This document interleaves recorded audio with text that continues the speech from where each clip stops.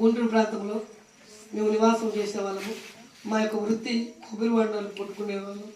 కొబ్బరి బొండాలు చేసుకుంటూ అంటే కొబ్బరి బొండాలు వృత్తి చేసుకుంటూ మేము జీవనం సాగించేవాళ్ళం. అయితే అందరూ శ్రద్ధ కలిగి వినండి. బీరబాత్రిగా సమాధ్వాలకని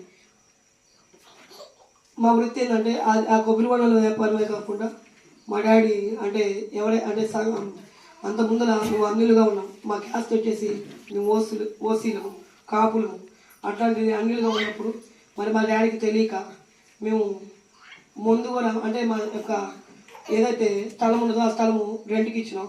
అది బార్ షాపు. అయితే మా డాడీ ఏం చేసినంటే పొద్దున 6 అంటే అప్పట్లో చిన్నప్పుడు 6 నుంచి 10 దాకా మరి డాడీ మొండు కూడా అమ్మేవాడు.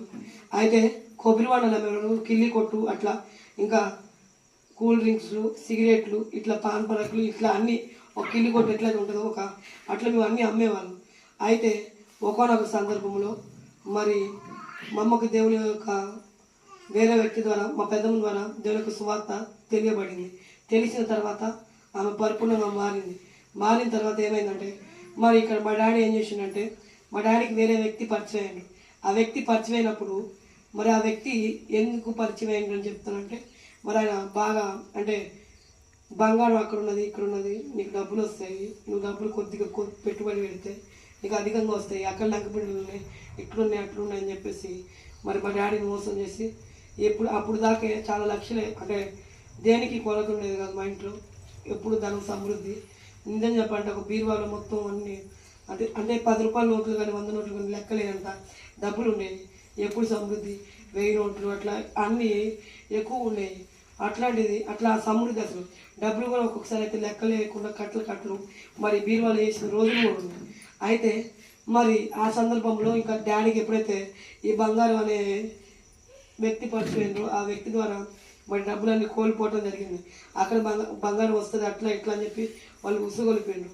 ఎప్పుడైతే డబ్బులన్నీ మరి ఇచ్చేసిండ్రో దాని తర్వాత వాళ్ళు మోసం చేయడం జరిగింది. జరిగిన తర్వాత ఈయన త్రాగుడికి బానిస అయ్యాడు.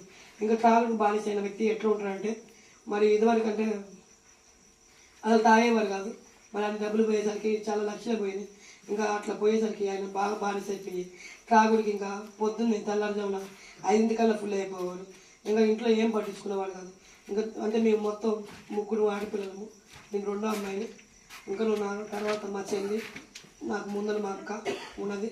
మరి మా చెల్లి తర్వాత ఒక బాబు పుట్టిండు కానీ పురిట్లోనే చనిపోయిండు. మరి చనిపోయిన తర్వాత అంటే ఈ సందర్భం అప్పుడే జరుగుతున్నది. చనిపోయిన తర్వాత ఇంకా ఒంటి మీద అట్లా కుట్లు పెద్ద ఆపరేషన్ చేసి తీసిండ్రు బాబుని బయటికి.